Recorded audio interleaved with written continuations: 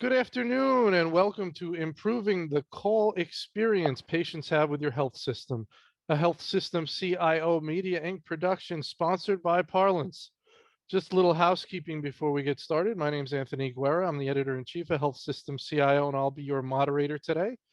We're looking forward to your participation. You can send in your questions or comments at any time in the Q&A box and we'll take them later in the program. Just so you see how we're going to spend our time today, first we're going to go about 35 minutes with our main panel discussion featuring Andy Draper, CIO at HCA Continental Division, Scott D'Entremont, Chief Revenue Officer with Parlance, and then we will have our audience Q&A. So without further delay, let's jump right in. We have actually a lot of things to cover on this topic today. Andy, let's start with you. Can you give me an overview of your organization and your role? Sure. Good morning. It's in Denver. I'm in Denver. And Anthony, thank you. Scott, thank you. Anthony, I read your publication every week with the new updates, and it's a good source. And I share with my whole team, so I'm always glad to be part of Health System CIO events. Thank you. I'm the CIO for HCA's hospitals in Denver and in the Wichita, Kansas market. HCA is a publicly traded healthcare organization based out of Nashville. It has 187 hospitals, about the same amount of surgery centers, about net revenue around $60 billion. My group of hospitals, depends how you count them, are 13, about $4.5 billion in net revenue. Andy, you said you have 13 hospitals in the Continental Division? Yeah, it depends how you count them, but yes. Okay, just curious about that. Very good. Scott? Hi, I'm Scott D'Entremont. Thanks, Anthony, and thanks, Andy, for being on with us this morning. I'm the Chief Revenue Officer here at Parlance. We're a technology company in the Boston marketplace, and we have been providing speech recognition solutions and applications as a service for more than 25 years and have really kind of followed an interesting evolution in the market and in the technology from the very beginning to where we are today. We help primarily healthcare institutions and their patients navigate to receive care and information that they need. And really excited to chat with you guys today. All right, very good. Scott, actually, Andy, we're going to start with you. What are some of the challenges with traditional interactive voice response systems? Sure, I'll answer that. I'm going to step back for a second and kind of frame this into a bigger picture. So, and this is what Scott and I talked about a couple years ago. So, if Jeff Bezos was an employee of HCA or any health system, he would come in and say, why are you guys answering the phones just like you did in the 1970s?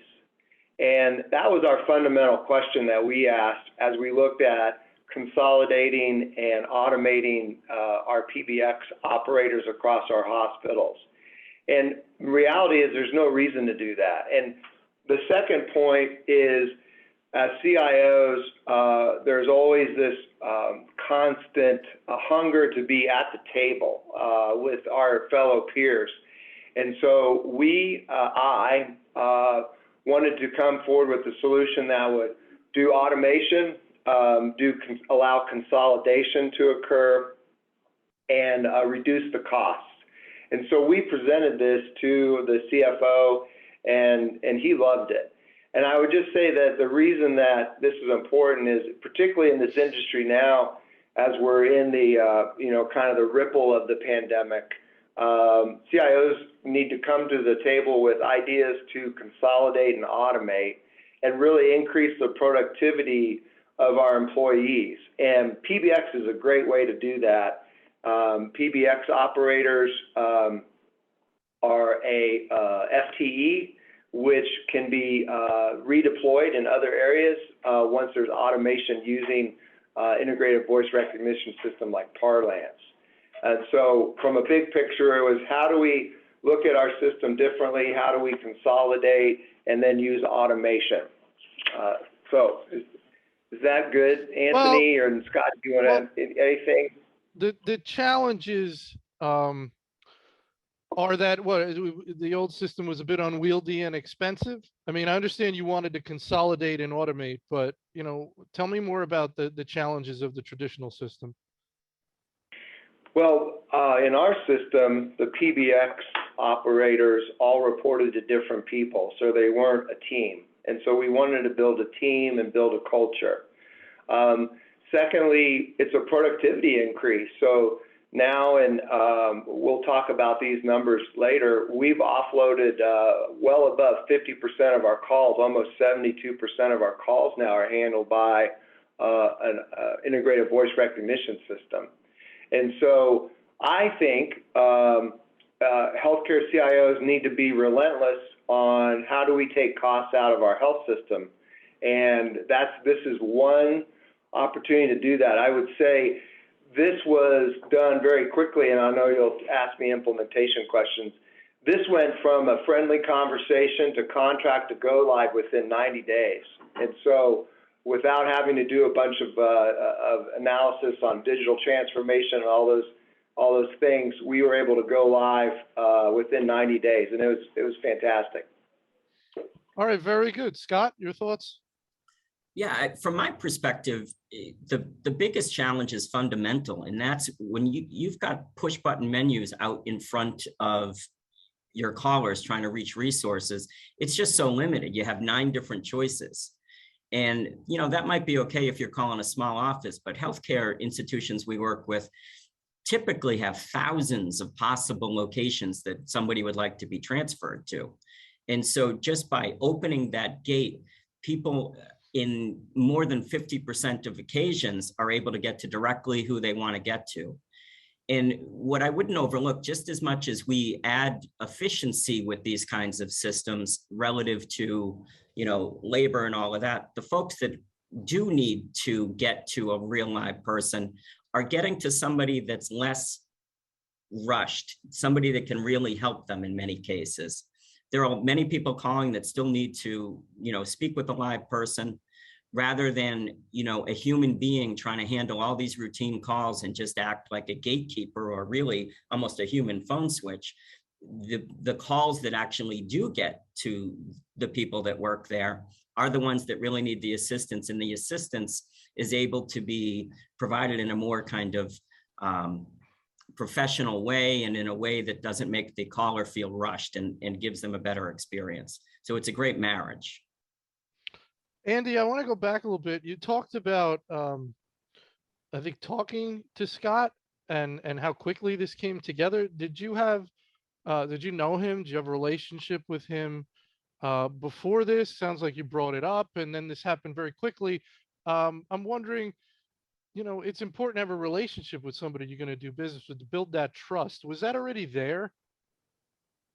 No, we were aware of Parlance through the different emails that CIOs get, and we were trying to find a hospital to pilot it. And then right before the pandemic, we just said, look, this is the right thing to do. This technology is proven, and Scott can talk about all the clients they have, and we're going to do it. And so we just said, instead of going to each hospital and asking permission, we went straight to the leader, the CFO, and said, here's the ROI. And it was, we reduced it by half. I can tell you more about the ROI if you ask me. It was a proven ROI. It went from conversation to go live, 90 days. And the ROI occurred within 90 days after that go live. So this was, I would say to my fellow peers who are interested in saying, what can I do to bring automation into healthcare to reduce costs and improve productivity and build a better culture for these frontline employees? This is a go-to solution. I would also say, just also stepping back, these PBX operators are amazing. They're the front line of our patients, families, and the physicians and the clinics that are calling into our hospitals to get services or get connected to a service or a bedroom. And these folk are amazing. And so, like Scott was saying, increasing the productivity by decreasing the inbound calls gives them room to breathe. It allows them to have a little more relaxed conversation, listen for keywords to try to solve the problem, and they love it. It's not been seen as a threat. It's been seen as a technology productivity tool, and it's been well received.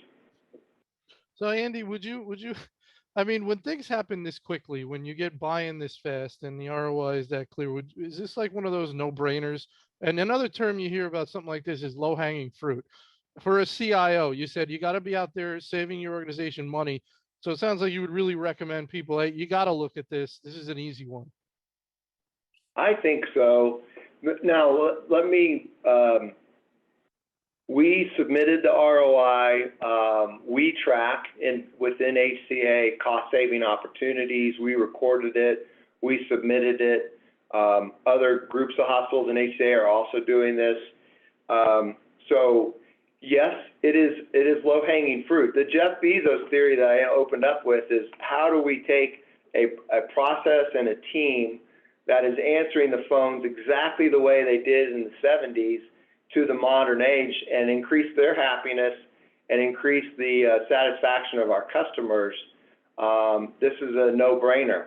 I would also say, if you think about the customer segmentation, a lot of EMR systems and health systems are, pushing everyone to the portal.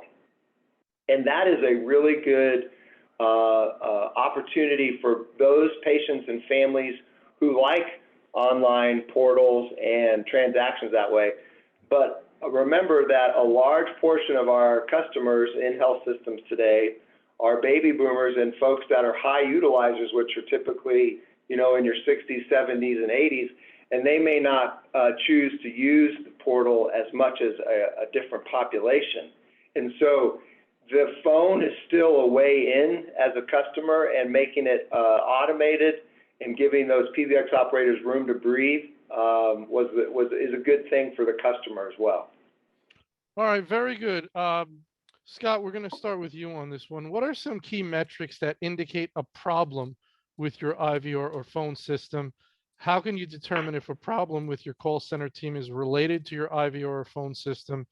And can you tie revenue loss to your IVR or phone system? For example, call abandonment due to long hold times, frustrating phone experiences while attempting to access care, rising consumerism, et cetera, wherever you want to jump in there. Sure. And a lot of things are anecdotal, but the first place I always ask people to look is at their Google reviews. And what you often find is that you'll have every hospital is important to the community that it serves. And within that community, people will feel free to leave a Google review. And in many cases, there'll be a few complaints. There'll be some 5 stars and there'll be some 1 stars. When you see the 1 and 2 stars, it's almost never about the actual healthcare provided. It's about the communication. In general, it's about the communication experience. It was really hard to get an appointment. It was really hard to get in contact.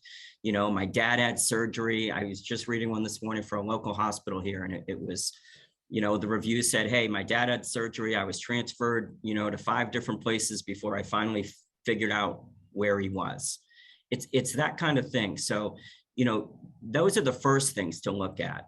Then there are things that are more technical and related to telephony, like abandonment rate, speed to answer, things like that. But we're really trying to look at that big picture to say, just what's the phone experience like? I had a system in Texas that we work with, and I was talking with Dwayne about abandonment rate. He said, oh no, we used to have a really long, really high abandonment rate, but I fixed that last year. And that's when I really caused a problem, because then the folks were speaking so quickly on the phone and transferring people so quick that the experience became terrible.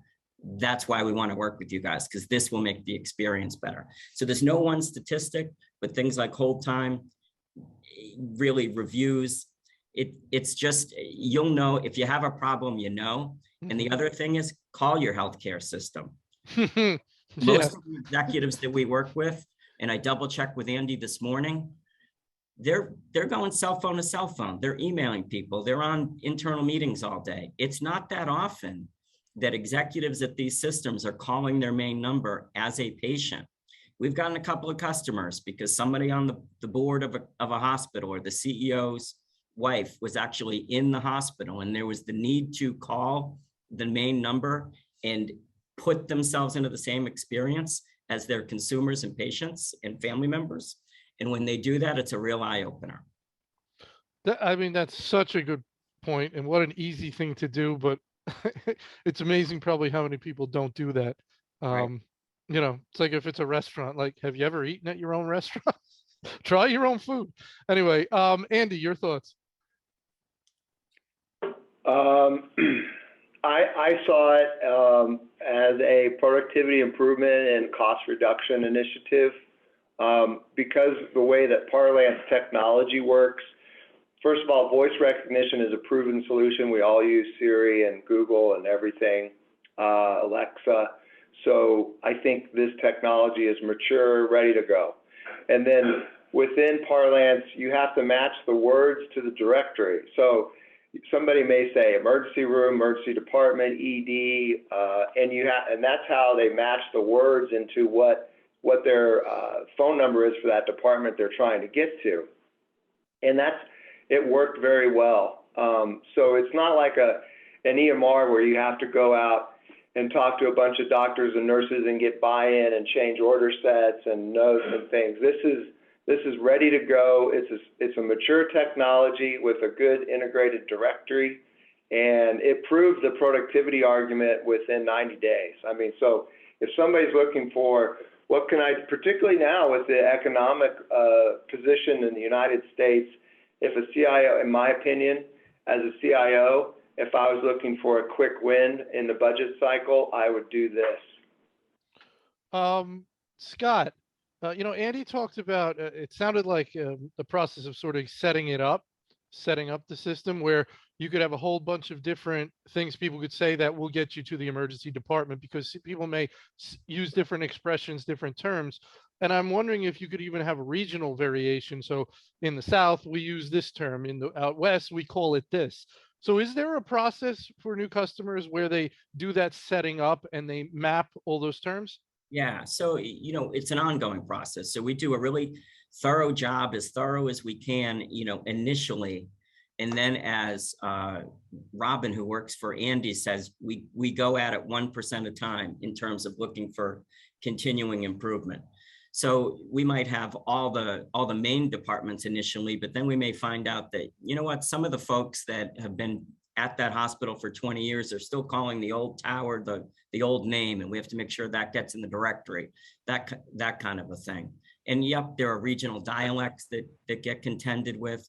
And a lot of the service comes into things like, how would you know unless you had a human interaction? So, you know, if your name is Bill, we'll automatically put Will and William and Billy in the system, so you'll get your calls. But if your nickname is Buck, well, you know, we wouldn't know until we work with you and say, okay, all these calls aren't going to the right place. In other cases, it's adding an additional question in. I was working with a hospital where we were looking at some calls and it didn't seem like there would be a good reason why they would need to touch an operator. It was when people were asking for physical therapy. And very quickly, we realized it was because we needed to put another question in our system to ask whether it was inpatient or outpatient. Once we did that, most of those calls could get resolved. So it's trying to be thorough in the beginning, but the iterative actual service part that is married to the technology is really where the best results come from. So you're able to, over time, to identify calls that are not being routed properly through the voice response system, figure out why, and then adjust the system to reduce those not error rates, but whatever the term is, correct? Yes, exactly. Okay, so it gets better and better over time. Exactly. Okay, very good. Next question, Andy, we'll start with you. What are some alternatives to traditional IVR? Phone trees are painful, but do you lose anything from moving away from them? What are some of the operational efficiencies that come from speech enabling your phone system? When centralizing switchboard operations, how do switchboard operators benefit when callers with routine needs are able to speak naturally and self-serve? And how do patients and family members benefit from voice-first communications in healthcare? So anywhere you want to jump in there. Okay, those are good questions. You know, I always say, this is not just my term, technology is a substitute for labor.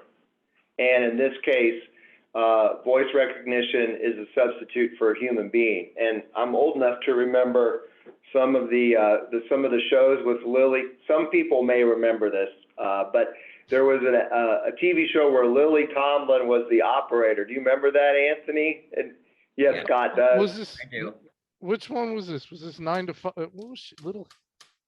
No, I'm not sure. 9 to 5, right? Was it 9 to 5? Was she in that? Maybe right. She was. We're gonna have to do phone a friend or something. But anyway, go ahead, Andy. I'm gonna look it up. Go ahead.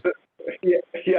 So, so the old operators were patching circuits together based upon what you were calling. And so this is just a natural evolution of using technology to connect. So one of the benefits is it's faster. So rather than, and it can be more accurate, so we can use phone trees. So if I'm calling the ED, then we can do a question, are you calling for adult or pediatrics? Then you could say pediatrics to get you to the right phone. A human who may be a new employee may just punch you to the general ED number, could be the adult ED. You're trying to get your kid into the ED, you want to know what the wait times are or something, and there's an error there. So you can queue this up so that there's trees to be more specific, and it's faster. When my father was in the hospital last year, I called to send flowers to the gift shop, and I had to wait for the operator. If I would have just said gift shop, it would have automatically routed. So I think the alternative is humans, and I think technology in some cases can be better than humans, particularly for the simple things. And as CIOs, we all look at transactions, and we're putting bots on there on the chat room, and every website people open nowadays, there's a little chat bot that says, how can I help you? I think for the simple questions, absolutely automating that is good. You can always press 0 too. So let's say you have a complicated patient and you're trying to find your mother who's on a particular cancer unit. And it may not just be oncology, it may be blood oncology or something. You can press 0 and then have a dialogue with the operator and say, hey, I'm trying to get a hold of my mom who's in this unit, her doctor is blah, blah, blah. And that gives the operator more time to think critically about how to route that call appropriately rather than having to deal with somebody who's just calling to ask for flowers. So I think it's a productivity improvement.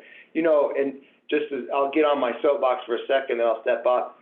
A lot of CIOs we all know as technologists that healthcare by and large has not had the productivity gains that some of the other industries have had. This is a way to get a productivity gain, introduce automation into the health system, and be consumer friendly, all within 180 days from a conversation with Scott.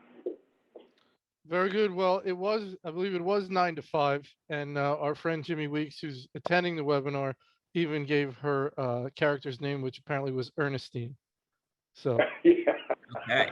we've got a very responsive audience. Oh wait, he said Laugh-In. Maybe it wasn't 9 to 5. Laugh-In. Was that a show? Laugh-In? Yeah. Okay. Yeah, I remember Laugh-In. So it was Laugh-In where she was Ernestine, the operator, and before you were born. I don't know, Jimmy. I'm getting up there in years, so maybe it wasn't. Scott, your comments on this question? Well, I mean, I'll start with this. I mean, phone trees are painful enough that the vast majority of people don't participate.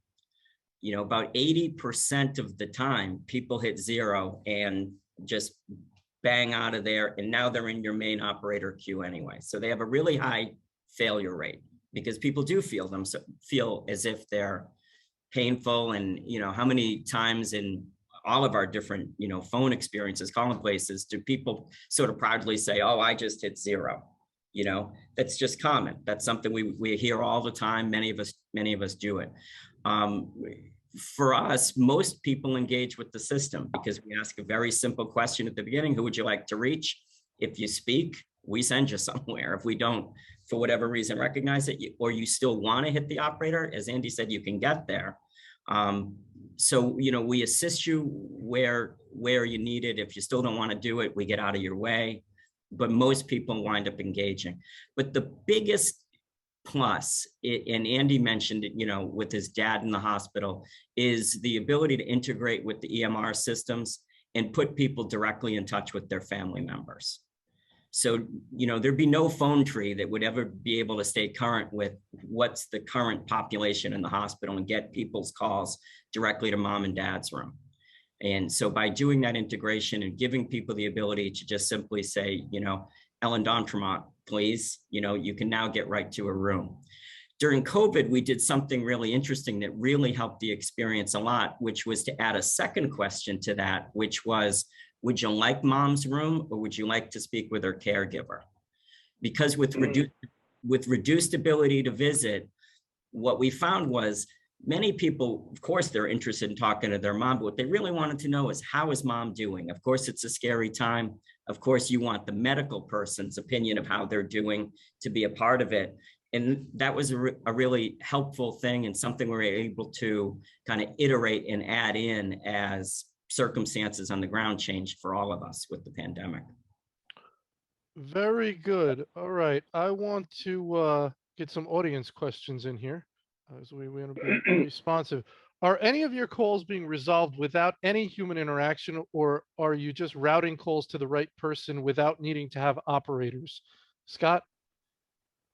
I mean, well, in the case of Andy's calls, that it's a routing application. With some other customers in access centers, we're doing things like verifying appointments and tasks like that, canceling appointments, those sorts of things, giving people directions, so that, there's some other things that we do in other applications, but we're kind of focused today talking about that front door application. All right, very good. Go ahead, Andy. Anthony, I know there's a couple other questions from Lindsay, and I can answer those when you send them to me. But look, we want to use technology as much as possible to reduce costs. And so I'm evangelical about that. We want simple questions answered quickly in an automated way by the computer, by the robot. I want to talk to 5 East.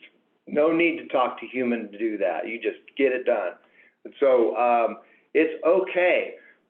We're in some people have said, oh, this is a layoff plan, or we're going to have people lose jobs. And these folks are, making less than $20 an hour in some cases.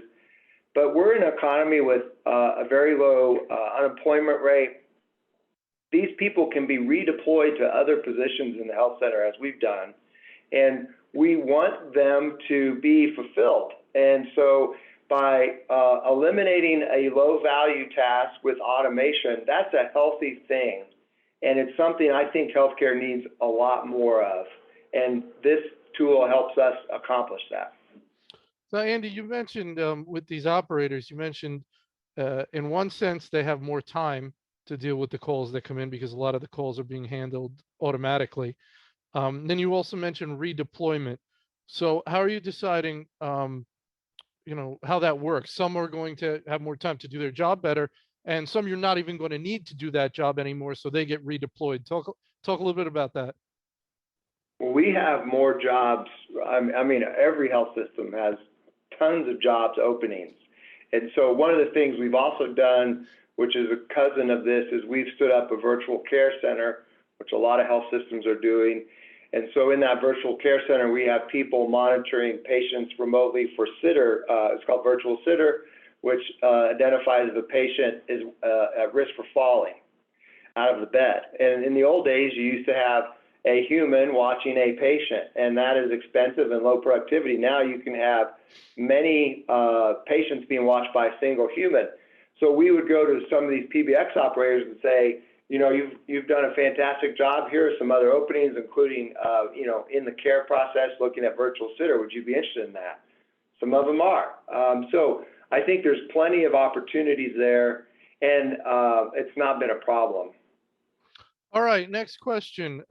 How does the system handle multiple locations with a centralized front-end number? For example, we have a general number for all locations, but requesting quote unquote medical records may potentially have 30 different sites to be transferred to based on the answers to subsequent questions. I'm going to let Scott take a first shot at that.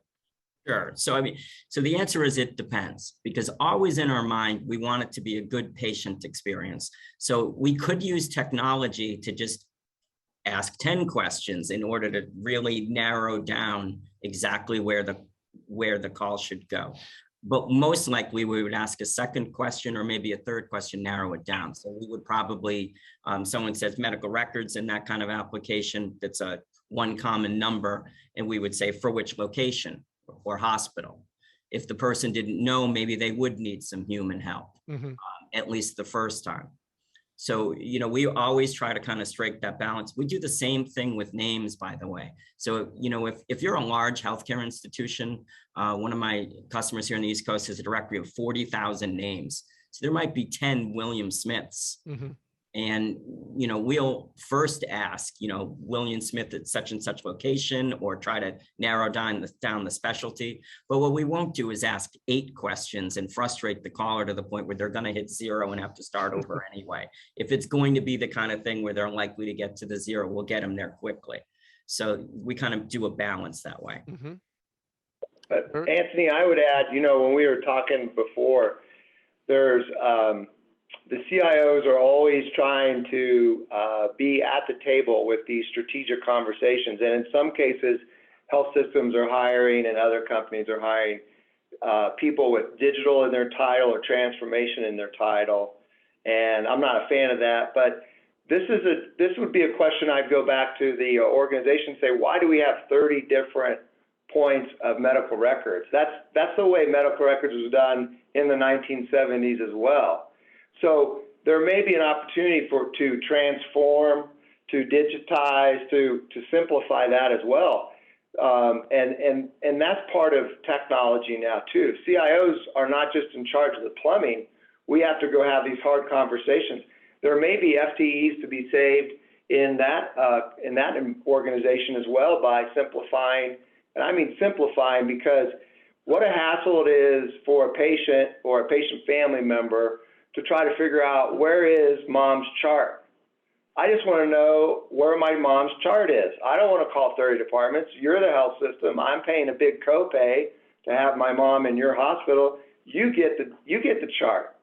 And so I think Parlance is a way that, as Scott said, you can create trees and be more specific. But this is also a tool and an opportunity for CIOs to say, hey, we need to look at how this whole organization handles these kind of questions. And that's the fun stuff. So Andy, as the CIO, talk a little bit about how this problem came to your attention.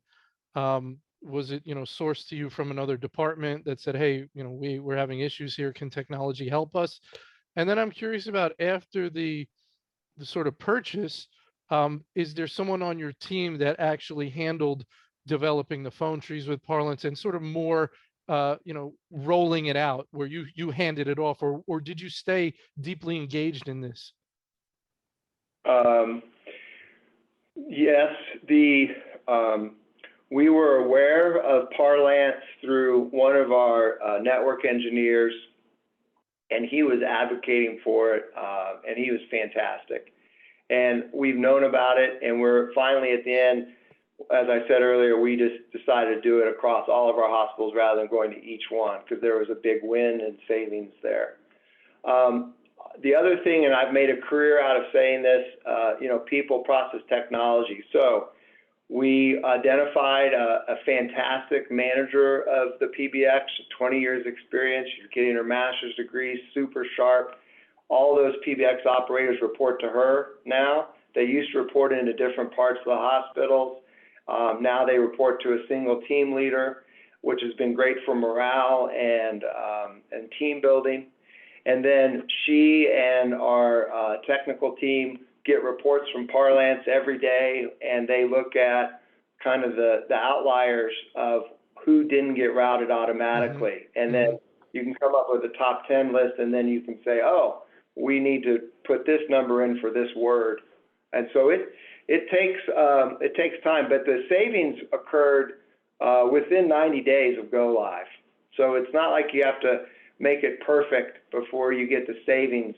You can turn it on and get the savings very quickly. I will say too, Scott and I and their team, they have a great person on the team, Sheila Kelly, and they have great technical people.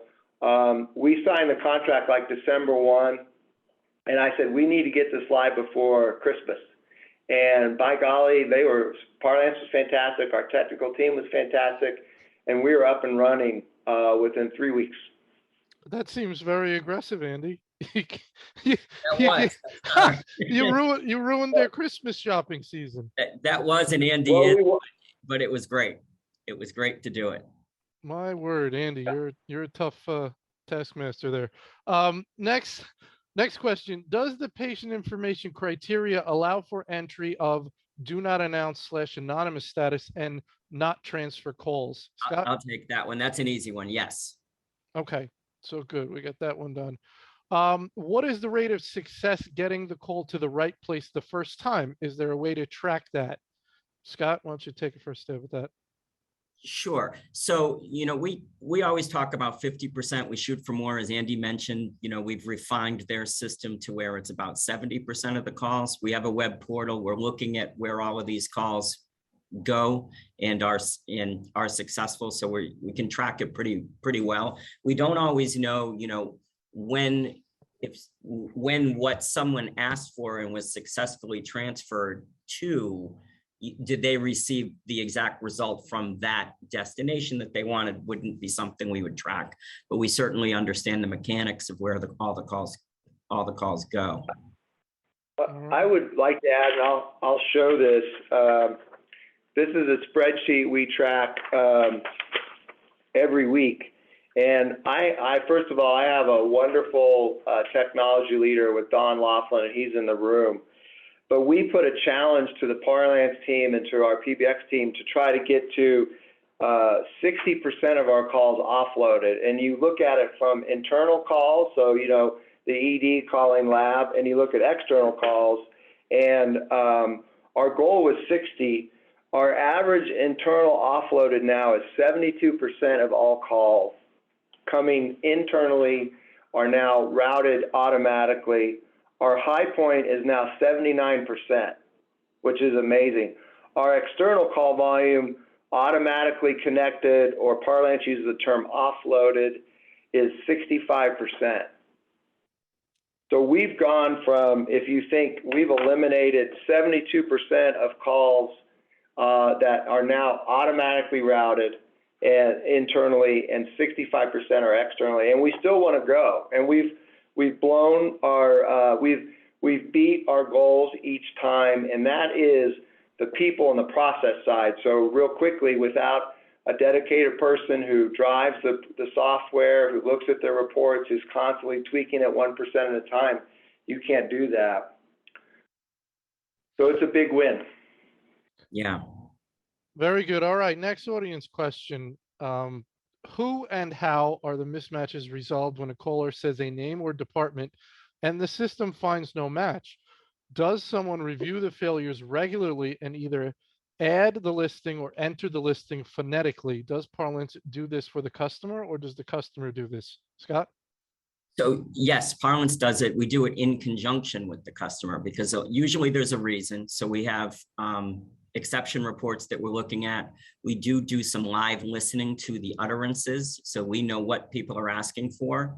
If the call isn't connecting, we can go back, and our customers can listen to that utterance of what was asked for as well. So it's a team-based approach led by Parlance. So we're able to tell people what the best practices are, what our most successful customers have done. and go from there. The department names, really only in the very beginning do we have to do some refinement. Once we have those, we've got those. It usually comes from something else that's kind of disruptive in the directory where they wouldn't have it. At some of our locations will include a physician credentialing feed so that we have the information, particularly in academic medicine where there's a really high rate of people coming and going. We'll bring that feed into the directory to make sure that we're really up to date on who's there so that they can receive the right calls. Andy, anything you want to add on that? The technology works, and Parlance is a great partner. They listen in. And then our team asks the questions. This is a easily deployable technology that gives immediate, that I found got immediate ROI that I was able to validate with our CFO, and it works. And then having a process in place so when we went live, just like any go live, we had daily and then weekly calls with Parlance, and we looked at the list, and then they gave suggestions, and then we tweaked it. So this is a lot easier than an EMR, let me tell you. This is good stuff. All right, very good. Next question, Andy, we're going to go with you first. What are some best practices for selecting a new technology or software solution like IVR? What are key differentiators or features that elevate one solution over another? So obviously we know you've gone with Parlance, but what's your advice for people who are going to hit the market and take a look at their options? Well, having been an advocate for increasing productivity, I also recognize healthcare is different. So, and health systems are different. And the level of questions that an operator gets are different. When you call an insurance company, it's, claim or refill prescription or something. It's a lot fewer words.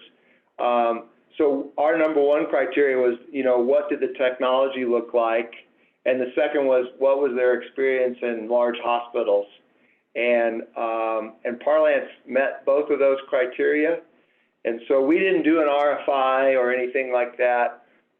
We talked to Parlance, talked to a couple of their customers, and did it that way.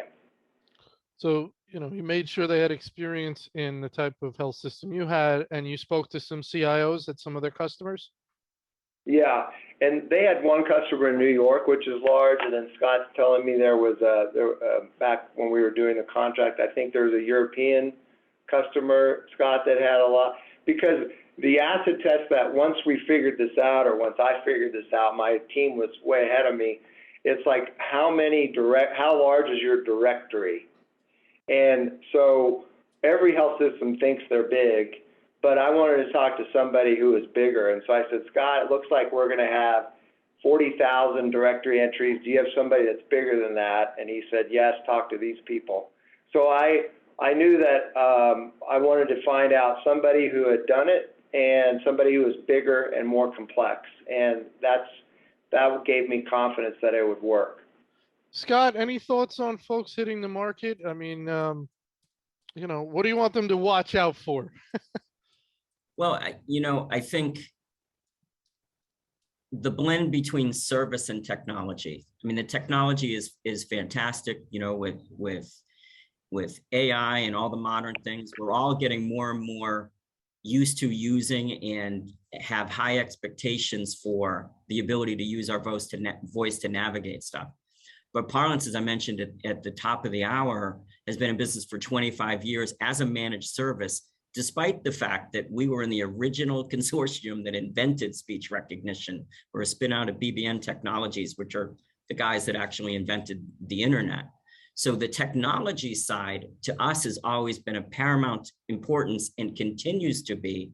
But when you don't blend the service to really solve the real problems and applications, you don't have the same solution, because all the caller knows is whether or not they got to where they wanted to get to. And if the name isn't in the directory, or if there's something wrong in the process and the way the application is kind of put together, they just don't get the results. So I would suggest people always look for a service that isn't going to be something that just gets sort of installed and dropped off with kind of the taillight guarantee, as we like to say. Very good. Next audience question, and Scott, let's stick with you on this. Is there ever any downtime with this system? No, we install redundantly, and I think Andy could report no downtime. I can't remember a customer outage in the last couple of years, other than we've had a couple of times when the customer in their own upgrades turned us off inadvertently. What's nice about Parlance and the way that our technology solution works is, in that unfortunate instance, all that happens is all the calls go to the operators. It's not that the calls are lost. Mm-hmm. You know, having a 20-year telecom career, I guess more than 20 years, I'm dating myself a little. You know, sometimes when you're involved with technology, and if there's a problem, there are outages that are sort of complete, and an outage would be defined as somebody can't even call. In the case of Parlance, the way that our architecture works, we have almost no problems, trending towards no problems. But if we were to, the architecture means that you would simply receive your calls as you did before. Mm-hmm. Very good. All right, next question. How can IVR technology address the specific needs of a healthcare brand? Is it customizable? Please address the implications of rising consumerism in healthcare and the potential for revenue loss that comes from poor healthcare consumer experiences. So, Andy, why don't you talk? Is this customizable to a certain degree? Sure. It's absolutely customizable, and revenue loss. I think frustration, particularly in COVID, everyone's exhausted. Healthcare workers, other people are exhausted. I think the ability to say flower shop and get immediately connected, that's a win, and so that creates a good experience. And I remember that, and so I think it's worked as designed. There's been no downtime. It's been a good relationship and a great product. Scott, on the customizability. It's completely customizable. In fact, what we're really providing is a platform, and everyone has the same platform, but every customer has a customized set of applications that support their organization. Mm-hmm. And where I think it really helps the brand is in consistency. So, you know, as Andy mentioned, he's got 13 hospitals. They've got any number of clinics and other places that you connect with HCA in his market and across the country. And the idea of having the phone experience be the same everywhere is the kind of professional experience we expect in some other industries that healthcare can be a little bit behind on, particularly with all the acquisitions. So we have a lot of places that start with us at the hospital and then expand with us into their clinic community in order to have a consistent phone experience that supports the brand, same process, same voices, all of that. That's been really well received for us. Very good. All right. Are there any security or HIPAA concerns regarding this? So, you talked about trying to find the right Bill Smith, so to speak. You don't want to be asking questions like, do you want Bill Smith with the green eyes? Do you want Bill Smith who's got this condition? So you can't go there when trying to identify Bill Smith. But are there any security things you want people to know around this, Scott? Well, I mean, security is of a paramount concern to everyone always. We don't have a single customer that we have not undergone a significant technology security review before they've come on board. In Andy's case, we had separately done one with HCA and had a national agreement in place before we engaged with Andy's particular group. So that was out of the way and was able to, kind of help us do things quickly. Yeah, we're HIPAA compliant. We're consistent in all those proper policies and procedures. And, it's top of the mind for us too. So Andy, we talked to a lot of CISOs and CIOs about that third-party review, how important that is to get that security review of any vendor you're bringing on. You want to talk a little bit about that? Well, HCA has that. Interestingly, HCA gets knocks, bad guys knock on our network doors over 2 million times a day, trying to ping into our systems. And so we take that very seriously. It's very rigorous, and we're very proud of it, as I know all the information security teams are. And it went, they had no problem passing the test in Nashville. Very good. All right, we're almost out of time. I want to give each of you a opportunity for a last word, a final piece of advice. Andy, let's say you're speaking to other CIOs, IT executives on the line. They're interested in doing something in this area. They perhaps need to get some buy-in to move this forward.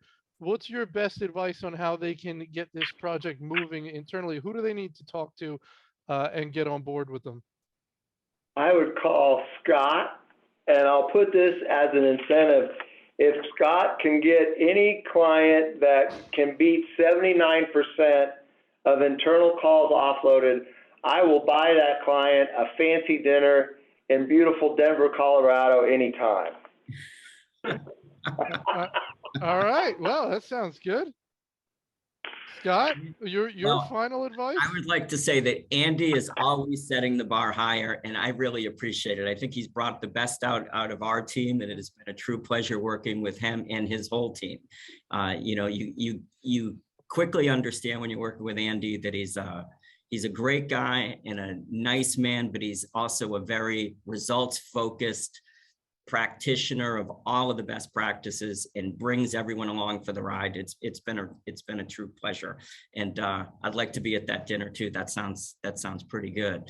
I see that somebody asks a little bit about how we integrate with. Yeah, I saw that. Go ahead if you want to touch on that. Epic. Yes, we handle millions of calls through those integrations. We use an HL7 connection to pick up the adds, deletes, and transfers. And it's something we've been doing for years. It works really, really well, and is able to be done in that same installation, if you will, process. You know, it's also very quick. One other final thought, Andy talked a lot about, you know, FTEs and kind of changing and like moving to other positive places in the organization, which we see all the time. But the other place where we see, and Andy did it too, actually, where people bring us in as an inflection point is around openings. You know, with the hiring climate today, being an operator, PBX operator, is a really hard job. If you're in a thriving job market, that might not be the one that people want to have. And people find it hard to fill those positions. And we've had many, many people be successful with hiring Parlance, as it were, rather than trying to hire people. And of course, it's distracting. Of course, you know, those folks need to be trained. There can be high levels of turnover in those jobs.